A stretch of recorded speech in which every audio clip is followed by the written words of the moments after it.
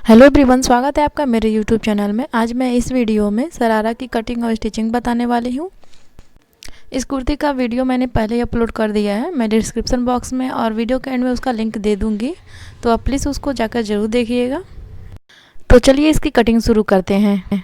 तो जैसा कि आप देख रही हैं, ये मेरे साड़ी का कपड़ा है और ये उतना ही कपड़ा है जितना कि कुर्ती बनाने के बाद बचा हुआ कपड़ा था।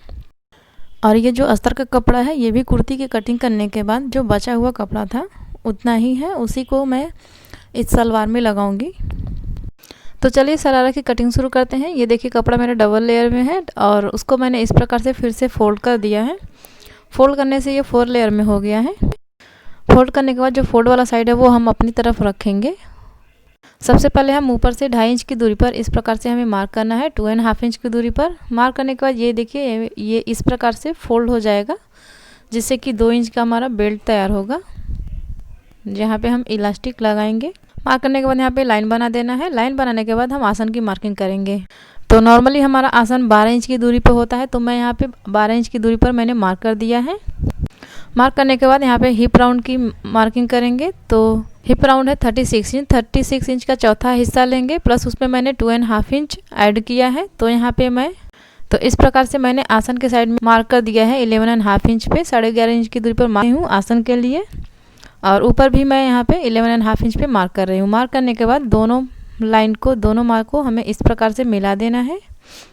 और मिलाने के बाद यहाँ पे हम आसन का शेप दे देंगे, जो हमने 2 इंच एक्स्ट्रा लिया था आसन के लिए।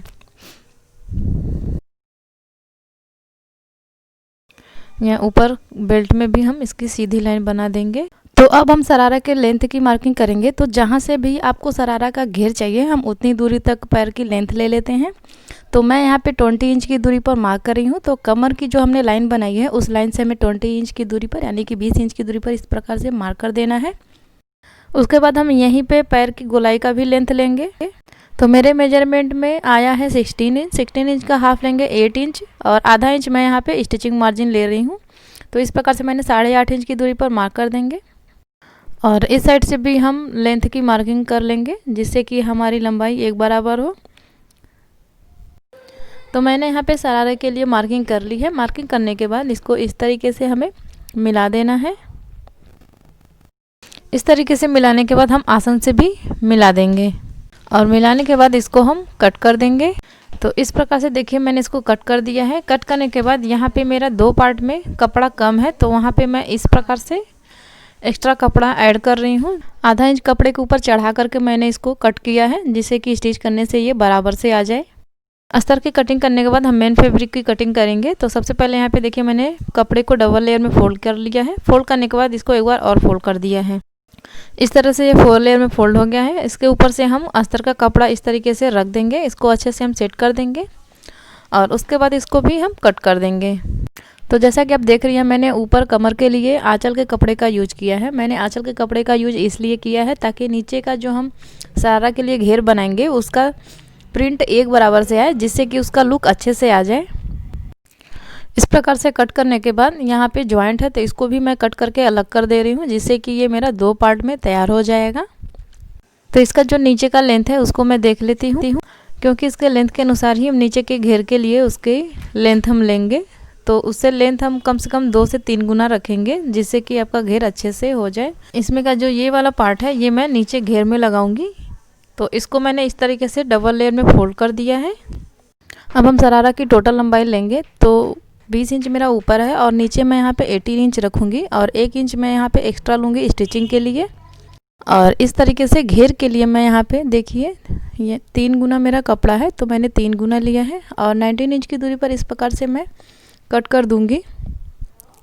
तो इस प्रकार से मेरा 19 इंच लेंथ का कपड़ा मेरा तैयार हो गया है। और इस तरीके से इधर मेरा जॉइंट है, तो मैंने इसको कट करके अलग कर दिया है। तो इस प्रकार से देखिए ये प्लेट बनके मेरा इस प्रकार से घेर तैयार हो जाएगा, और यहाँ पे नीचे वाले साइड में इस प्रकार से यहाँ जॉइंट हो जाएगा।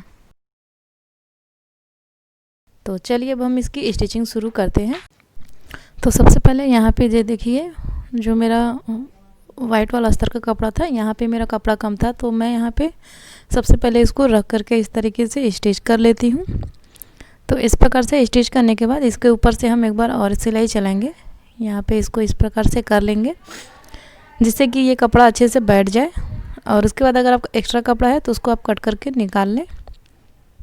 तो अस्तर के कपड़े में इस प्रकार से जो मेरा साइड कम था उसमें मैंने एक्स्ट्रा कपड़े को ऐड करके इस प्रकार से स्टिच कर दिया है। स्टिच करने के बाद हम मेन फैब्रिक को लेंगे, उसके ऊपर से अस्तर को इस प्रकार से रखना है और अस्तर को हम उल्टे वाले साइड में रखेंगे। और उसके बाद इस तरीके से हम उसके चारों तरफ से सिलाई चला करके इसको ज्वाइन कर देंगे। तो यहाँ पे देखिए मैंने इस तरीके से इस पर स्टिच करके इसको ज्वाइन कर दिया है।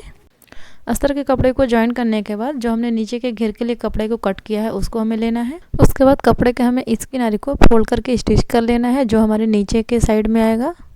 इस प्रकार से देखिए मैंने इसको स्टिच कर लिया है। और स्टिच करने के बाद ये जो हमारा ऊपर वाला साइड है जो हमारा कपड़े में अटैच होगा, ये वाला साइड, यहाँ पे हम बड़ी सिलाइयाँ करेंगे। तो इस प्रकार से देखिए मैंने बड़ी सिलाई कर ली है। उसके बाद हम इसमें से एक धागे को पकड़ करके इस प्रकार से खींचेंगे जिससे कि इसमें गेदर्स बन जाए। तो इस प्रकार से पूरे कपड़े में गेदर्स बना लेना है। गेदर्स बनाने के बाद जो हमारा ऊपर वाला पार्ट है उसको हमें लेना है और इसके ऊपर रख करके इस प्रकार से सिलाई चला लेंगे। सिलाई चलाने के बाद देखिए ये इस प्रकार से मेरा जॉइंट हो जाएगा। यहाँ पे देखिए मैंने इसको स्टिच कर लिया है। स्टिच करने के बाद ये इस प्रकार से आएगा। इसी तरीके से हम दूसरे वाले साइड को भी स्टिच कर लेंगे और स्टिच करने के बाद इसको इस प्रकार से रख लेंगे। उसके बाद दोनों साइड के आसन को मिलाते हुए सिलाई कर लेनी है। तो यहाँ पे देखिए मैंने आसन को स्टिच कर लिया है। स्टिच करने के बाद इसको हमें इस प्रकार से फोल्ड कर लेना है और यहाँ इसकी किनारी पर इस प्रकार से सिलाई चलानी है। तो यहाँ पे देखिए मैंने इसको स्टिच कर लिया है और ऊपर के साइड में इस प्रकार से फोल्ड होकर बेल्ट बन जाएगा। तो मैं आपको इसको पलट करके दिखा देती हूँ। तो ये देखिए ये इस प्रकार से आया है। तो चलिए अब हम बेल्ट की सिलाई शुरू करते हैं। तो सबसे पहले हमें आधे इंच की दूरी पर इस प्रकार से फोल्ड करना है। फोल्ड करने के बाद इसको एक बार और फोल्ड करना है 1.5 इंच की दूरी पर और इस प्रकार से फोल्ड करके हम इसको स्टिच कर देंगे। तो इस प्रकार से मैंने पूरे बेल्ट को स्टिच कर लिया है और बेल्ट में मैंने थोड़ी दूर पर सिलाई छोड़ दी है जिससे कि हम इलास्टिक इसमें डाल सकें। तो यहाँ पे हम इस प्रकार से पिन की सहायता से इलास्टिक लगा देंगे। उसके बाद इलास्टिक को हमें इस प्रकार से रख करके एक दूसरे के ऊपर और इस पर सिलाई चलानी है। सिलाई चलाने के बाद इसको हमें इस प्रकार से खींच लेना है और जो हमारा खुला वाला साइड है उसके ऊपर भी हम इस प्रकार से सिलाई करके इसको बंद कर देंगे। तो इस प्रकार से बेल्ट में हमारा इलास्टिक लग चुका है। इलास्टिक लगाने के बाद आप चाहें तो इसमें बीच में भी एक सिलाई कर लें जिससे कि इसका इलास्टिक सिक्योर हो जाए। तो इस प्रकार से बहुत ही आसान तरीके से शरारा की कटिंग और स्टिचिंग हो चुकी है। अगर आपको वीडियो पसंद आया हो तो प्लीज़ वीडियो को लाइक करिए, शेयर करिए और अगर आपने मेरे चैनल को सब्सक्राइब नहीं किया है तो मेरे चैनल को सब्सक्राइब करिए। Thank you.